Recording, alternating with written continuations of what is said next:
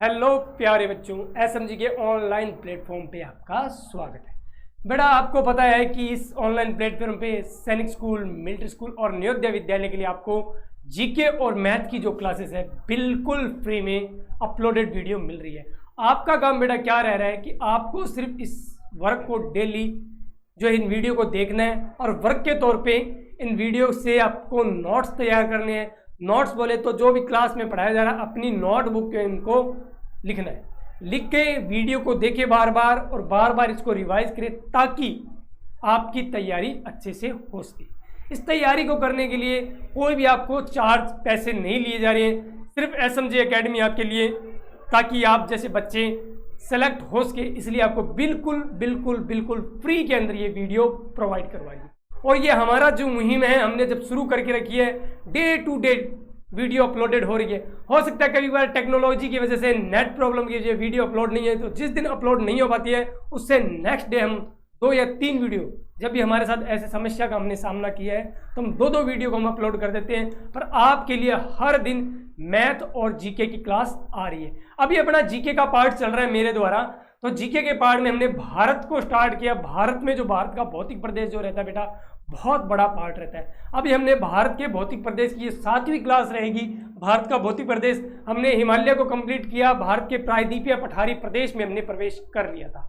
प्रायद्वीपीय पठारी प्रदेश में भी हमने बेटा मध्यवर्ती उच्च भूमि को कंप्लीट करके दक्कन ट्रैप या दक्कन प्रदेश को हम पढ़ रहे थे। दक्कन प्रदेश में लास्ट जो क्लास थी उसमें हमने सतपुड़ा और पश्चिमी घाट को लगभग कंप्लीट कर लिया था। पश्चिमी घाट के बारे में कुछ एक फैक्ट्स जो है हमारे रह जाते हैं, उन फैक्ट्स के बारे में हम चर्चा करेंगे और आपको बता देते। उन फैक्ट्स में मैं बता देता हूं पश्चिमी घाट के कुछ प्रमुख दर्रे थे बेटा, जिन दर्रों से होकर के हमें जाना गुजरना पड़ता, उन दर्रों के बारे में हम बात करेंगे। उन दर्रों में जो मुख्य मुख्य दर्रे हैं उनको मैं आपको बता देता हूं। पश्चिमी घाट के कुछ जो दर्रे हैं वो आप बेटा देखिएगा। पश्चिमी घाट के दर्रे, पश्चिमी घाट के हम ऊपर जाते हैं। हमने पहाड़ियों की वो पर्वत चोटियों की बात की थी। कलसूबाई उत्तरी सह्याद्री के अंदर रहती है और उत्तरी सह्याद्री की सबसे ऊंची जो पर्वत चोटी है वो कौन सी है? कलसूबाई है। मध्य सह्याद्री में जब आए थे हम तो मध्य सह्याद्री में कुंद्रेमुख नाम की एक पर्वत चोटी थी जो मध्य सह्याद्री की ऊंची चोटी थी। लास्ट क्लास की बता रहा हूं। और दक्षिण सह्याद्री में आते हैं अनाई मुंडी। दक्षिणी सह्याद्री में आती है अनाई मुंडी नाम की एक पर्वत चोटी जो दक्षिणी सह्याद्री की सबसे ऊंची चोटी, भारत के दक्षिण भारत की सबसे ऊंची चोटी रहती है। बात कर ले ये हम पश्चिमी घाट की, पश्चिमी घाट हिमालय के बाद भारत की सबसे लंबी पर्वत श्रेणी के अंतर्गत शामिल की जाती है। भारत की हिमालय के बाद सबसे लंबी पर्वत श्रेणी के अंदर किसे शामिल किया जाता है? पश्चिमी घाट या सह्याद्री को शामिल किया जाता है। हम बात कर रहे हैं बेटा सह्याद्री की। सह्याद्री जिसे पश्चिमी घाट भी बोल देते हैं, सह्याद्री जिसे हम पश्चिमी घाट भी बोलते हैं, उसके ऊपर हम बात करें तो कुछ महत्वपूर्ण दर्रों की भी चर्चा होती है बेटा।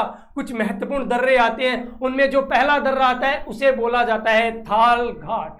उसे बोला जाता है थाल घाट। थाल घाट जो दर्रा है, उसके बाद जो दूसरा दर्रा आता है उसे बेटा बोला जाता है भोर घाट दर्रा। भोर घाट दर्रा। तीसरा जो दर्रा आता है बेटा आपको स्क्रीन पे दिखाई दे रहा होगा, पाल घाट दर्रा। पाल घाट दर्रा। और ये सिनकोट दर्रा या सिनकोन घाट। ये 4 जो दर्रे हैं सह्याद्री या पश्चिमी घाट के जो प्रमुख दर्रों के अंदर हैं हम शामिल करते हैं। कोई घबराने की बात नहीं है, बहुत ही आसान। हम ऐसे कर सकते हैं इसको, थाली भर गए पाल सी। थाली से हम कर सकते हैं थाल घाट, भै से हम भोर घाट, पाल से पाल घाट, सी से सिनकोन घाट। आराम से आप इसको याद कर सकते हो, याद करना चाहो तो, वरना बिना याद किए भी अपना जो काम चल सकता है। इस छोटी सी लाइन, थाली भर के पाल सी, थाली भर के हमने क्या करना है? इन दर्रों के नाम याद करने हैं बेटा। ये 2 दर्रे हैं, ये क्या है? तटीय मैदान। यहाँ पे तटीय मैदान है, ये दर्रे आ जाते हैं यहाँ पे प्रायद्वीप। तटीय मैदान से यदि किसी को इधर कलकत्ता मुंबई की तरफ जाना होता है, भारत का एक भौतिक प्रदेश रहता है तटीय प्रदेश, उन तटीय प्रदेश को जब पढ़ेंगे तो पता लगेगा इन तटीय प्रदेश से यहाँ पर दर्रों की तरफ। तब जब हम मुंबई से कलकत्ता की तरफ जाना है, कोलकाता की तरफ जाना होता है तो हमें थाल घाट दर्रे का प्रयोग करते हैं। कौन से दर्रे का प्रयोग करेंगे? थाल घाट दर्रे का प्रयोग करेंगे। Don't very be happy. हमें यदि पुणे होते हुए चेन्नई की तरफ जाना है तो हम कौन से घाट का प्रयोग करेंगे? भोर घाट दर्रे का हम प्रयोग कर लेते हैं। ये कुछ दर्रे हैं, ठीक है, इनके बारे में हम चर्चा कर ली हमने। बेटा फिर हम बात करते हैं सह्याद्री की। सह्याद्री जो है लगभग इसका जो एरिया रहता है वो महाराष्ट्र में हमें सह्याद्री देखने को मिलती है। बेटा महाराष्ट्र में हमें सह्याद्री देखने को मिलती है। अन्नामलाई जो बात करते हैं, अन्नामलाई की जो पहाड़ियां हैं हमें कहां पर देखने को मिलेगी? केरल के अंदर हमें अन्नामलाई की पहाड़ियां देखने को मिलती है।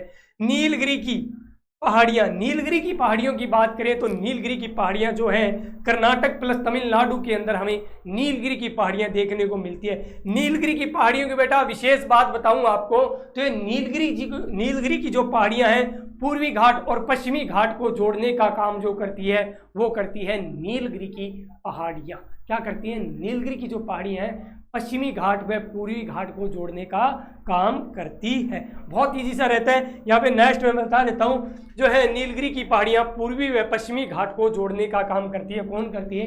नीलगिरी की पहाड़ियाँ जो है पूर्वी घाट व पश्चिमी घाट को जोड़ेंगी। बहुत ही सिंपल सी बातें थी। अभी हमने यहाँ पर हमने देख लिया कि हमने जो है यहाँ पर कुछ जो प्रमुख जो बातें थी, इनके अलावा यहाँ पर कुछ पहाड़ियाँ और भी आती है बेटा। उन पहाड़ियों के नाम भी आपको बता देता हूँ, जैसे पिलनी की पहाड़ियाँ, पिलनी,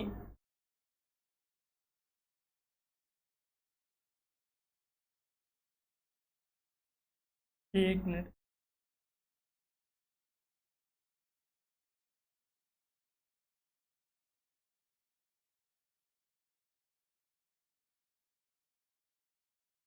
यहाँ पर जो पूर्वी घाट के पास है इसी स्लाइड पे लिख देता हूँ यहाँ पे ताकि पता लग जाए। कुछ और भी पहाड़ियाँ रहती हैं जैसे पलनी की पहाड़ियाँ,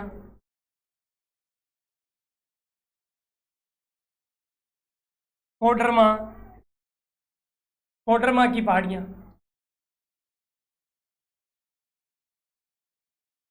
जावदी की पहाड़ियाँ,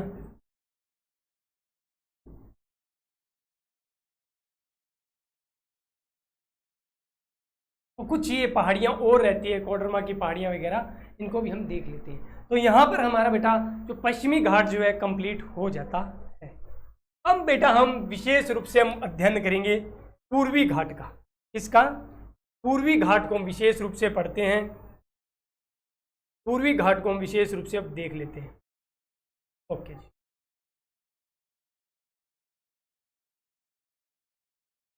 पूर्वी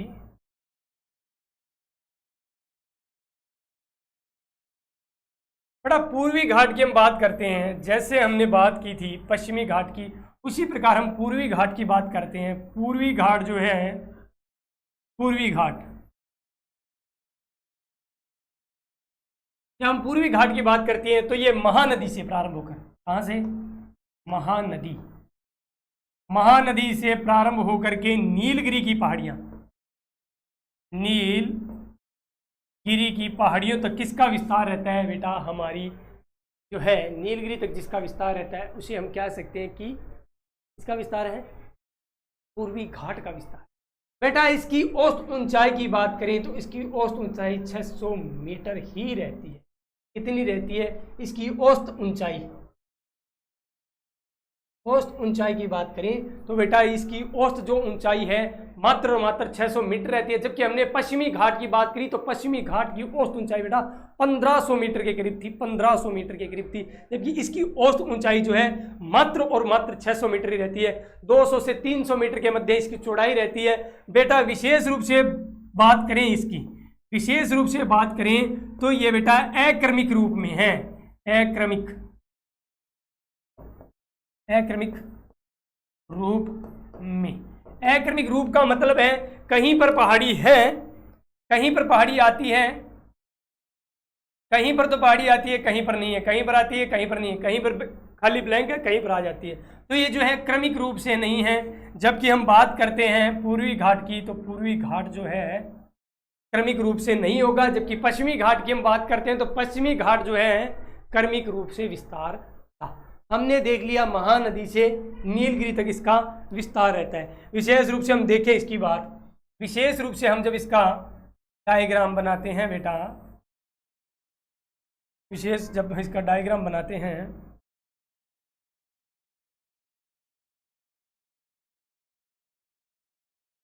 तो बेटा हम जब महानदी से चलते हैं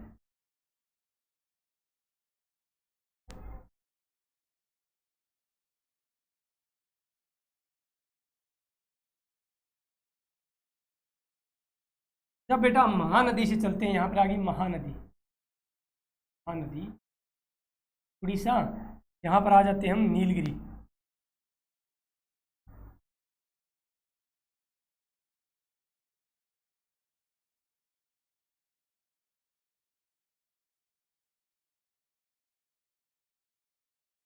अब बेटा आपको इस डायग्राम से क्या दिखाई दे रहा है कि जैसे जैसे हम दक्षिण से उत्तर की ओर, जैसे जैसे हम दक्षिण से उत्तर की ओर बढ़ रहे हैं तो जो है पूर्वी घाट की चौड़ाई जो है बढ़ रही है, चौड़ाई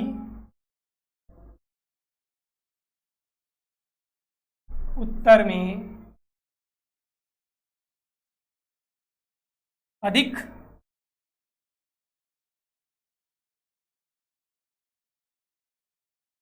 चौड़ाई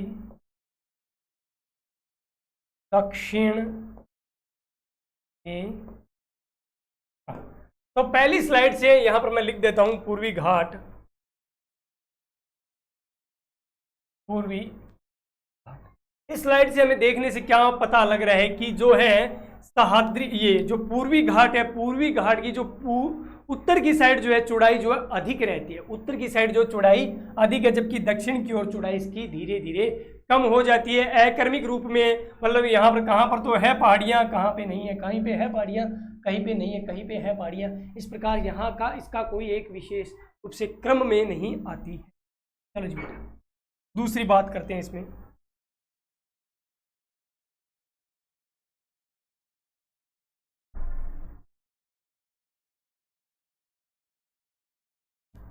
पूर्वी, हम दूसरी बात करें यहाँ पे पूर्वी घाट की,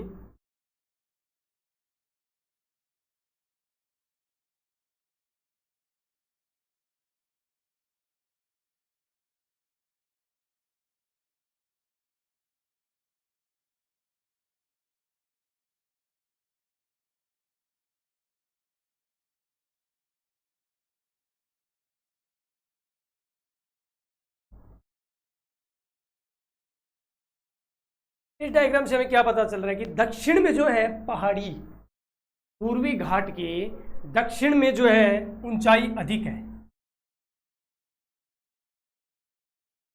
दक्षिण में ऊंचाई, दक्षिण में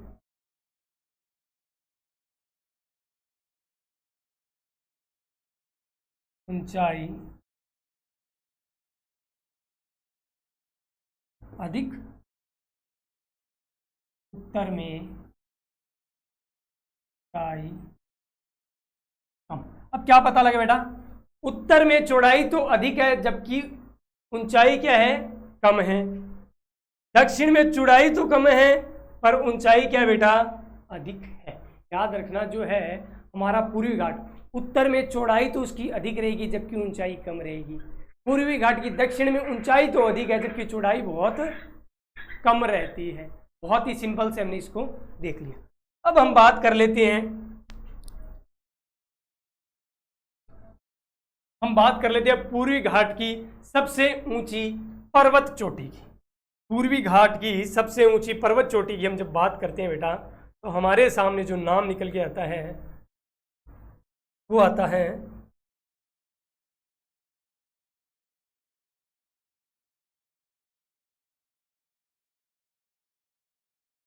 अन्नाई।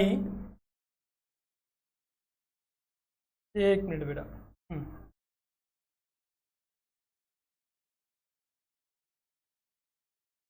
आरा।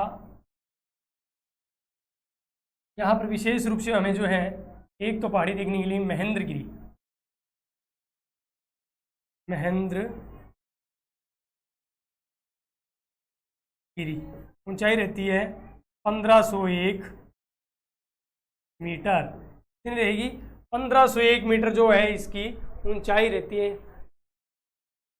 1501 मीटर इसकी ऊंचाई रहेगी। विशेष रूप से हमें पश्चिमी घाट पर जब हमें किसी पर्वत श्रेणी का नाम याद रखना है तो एक नाम याद रखेंगे हम महेंद्रगिरी का, तो हमारा जो काम है बेटा बहुत ही अच्छे से चलेगा।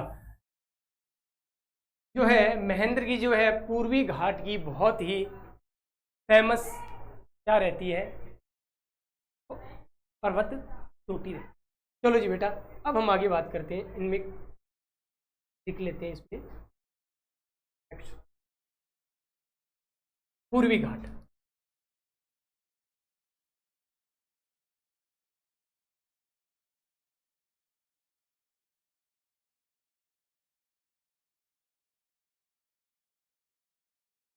पूर्वी घाट, पूर्वी घाट के बारे में जो हमने अभी फैक्ट्स डायग्राम के माध्यम से देखे, उन डायग्राम्स को हम से उन चीजों को रिटर्न में लिख लेते हैं। पूर्वी घाट की उत्तर में चौड़ाई अधिक तथा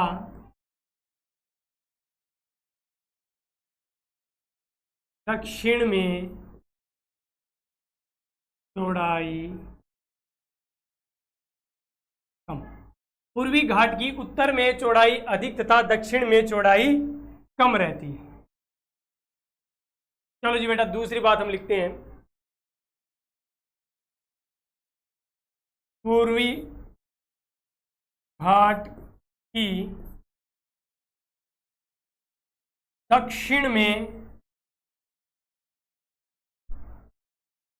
पूर्वी घाट की उत्तर में चौड़ाई अधिक तथा दक्षिण में कम। पूर्वी घाट की दक्षिण में ऊंचाई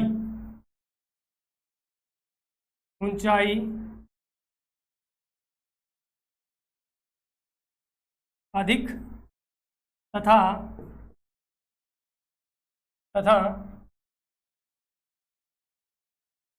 उत्तर में ऊंचाई कम। दो बार लंबाई और चौड़ाई की हमने बात कर ली, ऊंचाई और चौड़ाई की हमने बात होगी स्लाइड से। चलो जी बेटा, औसत ऊंचाई यहीं भी लिख देता हूं, औसत ऊंचाई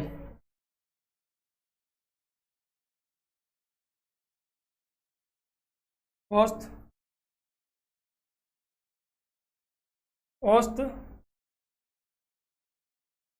ऊंचाई कितनी है? 600 मीटर।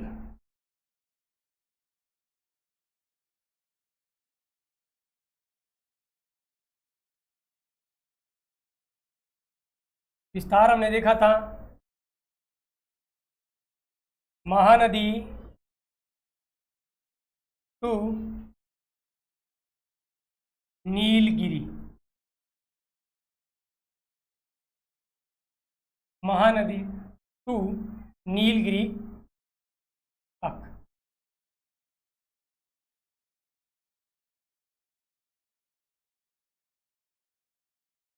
नीलगिरी तक जो महत्वपूर्ण बात रहती है, पूर्वी घाट का विस्तार क्रमिक रूप से नहीं है। पूर्वी घाट का विस्तार, पूर्वी घाट का विस्तार क्रमिक रूप से नहीं है,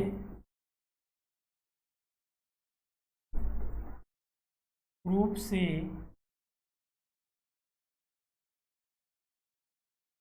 नहीं, पूर्वी घाट का विस्तार क्रमिक रूप से नहीं है।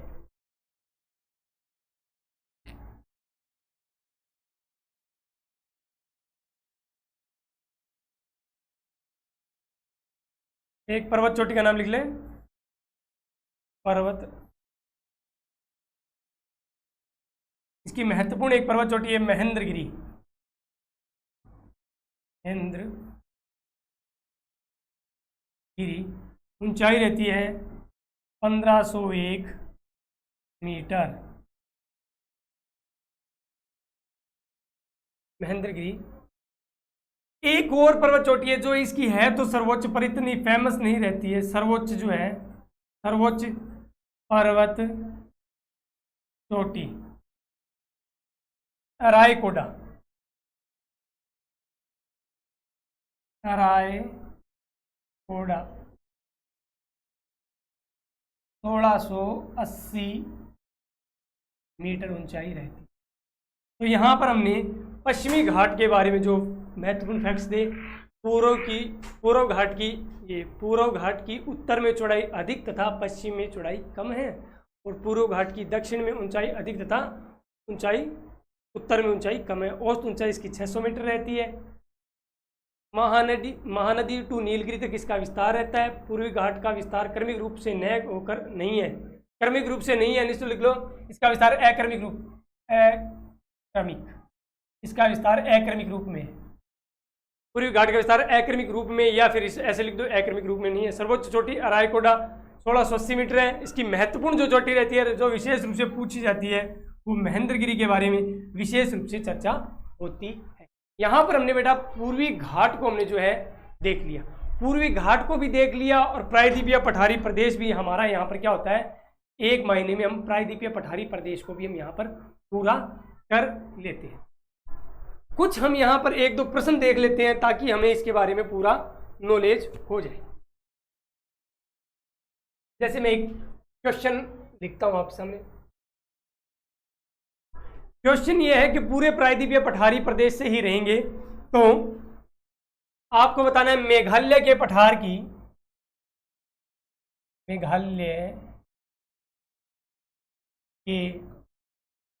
पठार की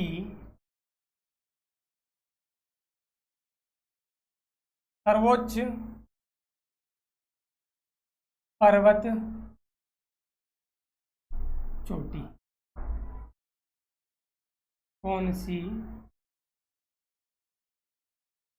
मेघालय के पठार की सर्वोच्च पर्वत चोटी कौन सी है?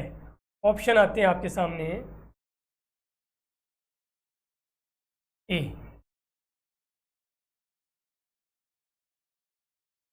धूपनगढ़।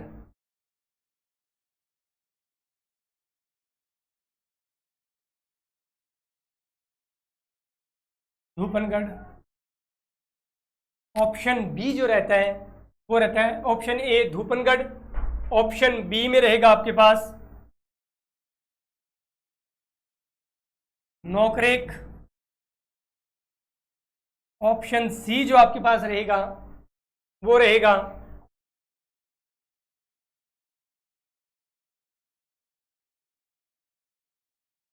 Blue mountain.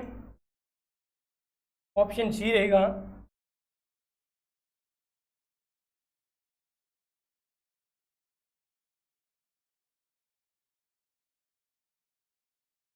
Blue mountain.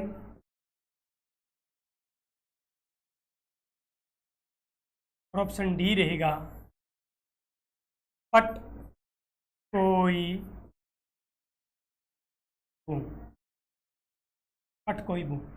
Meghalaya के पठार की सर्वोच्च चोटी कौन सी है? तो हमने धूपनगढ़ की बात करें तो धूपनगढ़ की बेटा कहाँ पे रहती है? सोचो, सतपुड़ा के अंदर महादेव जो पर्वत पहाड़ी है उसकी जो सर्वोच्च चोटी रहेगी वो धूपनगढ़ रहेगी। फिर ब्लू माउंटेन जो है मिजोरम में रहती है। पटकोई बूम जो है अरुणाचल प्रदेश में रहती है। हमने पूछा मेघालय के पठार की सर्वोच्च पर्वत चोटी, तो आपका झटके से उत्तर आएगा सर नोकरेक है, तो मेघालय के पठार की सर्वोच्च चोटी रहती है। मेघालय के पठार को OH स्टेप ने क्या बोला था? मेघों का घर भी बोला था। एक एग्जाम्पल और देखते हैं बेटा।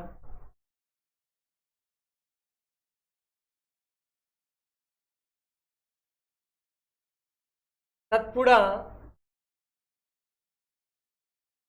पर्वत श्रेणी के दक्षिण में प्रवाहित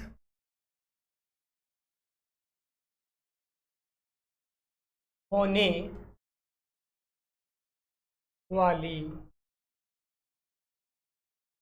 नदी। Option A Chambal, option B Mahanadi, option C Tapti, option D Narmada. Option D Narmada क्या रहेगा बेटा? ऑप्शन डी नर्मदा जो रहता है। अब आपको यहाँ पे बताना है कि जो है अपने सतपुड़ा जो पर्वत श्रेणी है उसके दक्षिण में प्रवाहित होने वाली नदी कौन सी रहेगी? आप आराम से बता सकते हो सर सतपुड़ा के दक्षिण में जो नदी प्रवाहित होती है सर वो आपने डायग्राम से बताया था कि सर ताप्ती नदी जो है इसकी दक्षिण से प्रवाहित होती है, क्योंकि बेटा हमने एक नाम किया था वनस्पति। वनस्पति नाम से हमने देखा था कि वैसे विंध्याचल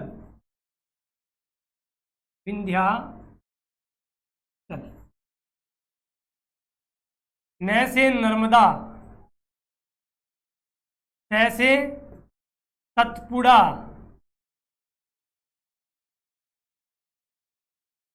तैसे ताप्ती। तो अब आप इस ट्रिक के माध्यम से बता सकते हो कि सर सतपुड़ा के दक्षिण में ताप्ती नदी प्रवाहित होती है जबकि सतपुड़ा के उत्तर में नर्मदा नदी प्रवाहित होती है। क्या प्रवाहित होती है? नर्मदा नदी जो है प्रवाहित होती है। क्लियर है? क्लियर है। अब आप मेरे को एक क्वेश्चन और आपके लिए आता है, लास्ट क्वेश्चन बेटा।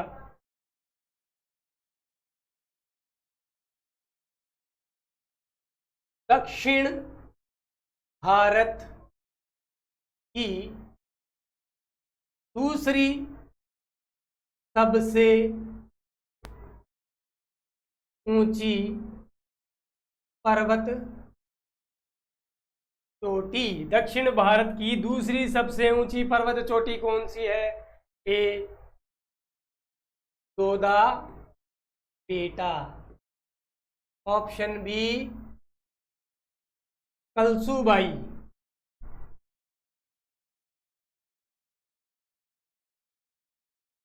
ऑप्शन सी अनाई मुड़ी, और ऑप्शन डी महेंद्रगिरी।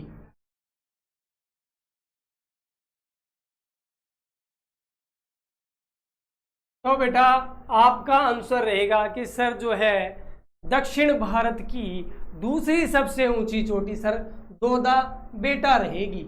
सबसे ऊंची चोटी अनाई मुंडी रहेगी। ये रहती है सर 2637 मीटर और ये रहती है 2691 मीटर। इसके साथ बेटा हमने प्रायद्वीपीय पठारी प्रदेश को कंप्लीट कर लिया है। 1 मिनट में आपको मैं बता देता हूँ आज की क्लास में हमने क्या क्या स्टडी किया। हमने स्टार्ट में देखा कि हमारे जो कुछ दर्रे हैं पश्चिमी घाट के वो पीछे वाली क्लास में रह गए थे, तो हमने थाल घाट, भोर घाट, पाल घाट और सिनकोन घाट को कंप्लीट किया। फिर सह्याद्री जो है महाराष्ट्र में रहती है, अन्ना मलाई की पहाड़ियाँ केरला में रहती है और नीलगिरी पहाड़ियाँ कर्नाटक प्लस तमिलनाडु में रहती हैं। इनके बारे में हमने जाना और समझा। फिर हम देखा नीलगिरी की पहाड़ियाँ पूर्व और पश्चिमी घाट को जोड़ती है और कुछ पिलनी की पहाड़ियाँ, कोडरमा और ये जावदी की पहाड़ियाँ कुछ रहती हैं। फिर हमने देखा महानदी से ताप्ती तक जो है पूर्वी घाट का विस्तार है। महेंद्रगिरी यहाँ की सबसे ऊंची चोटी है, अक्रमिक रूप में है। ये देखा औसत ऊंचाई 600 मीटर है। फिर हमने देखा यहाँ पर चौड़ाई जो है उत्तर में ज़्यादा है, दक्षिण में कम है। ऊंचाई जो ज़्यादा है दक्षिण में ज़्यादा है, उत्तर में कम है। फिर इसी बातों को हमने रिटर्न में लिख लिया था। ये महेंद्रगिरी यहाँ की विशेष चोटी, ये महेंद्रगिरी यहाँ की विशेष चोटी, अराईकोटा यहाँ की सबसे ऊंची चोटी। फिर हमने कुछ एग्जाम्पल के तौर पे हमने क्वेश्चन भी कर लिए और इसके साथ हमने प्रायद्वीपीय पठारी प्रदेश को भी पूरा कर लिया है। अब मैं आपको यही कहता हूँ बार बार पढ़िए, रिवाइज कर लीजिए और मैं दोबारा से आपको नई वीडियो के साथ मिलता हूँ। तब तक के लिए जय हिंद, जय भारत।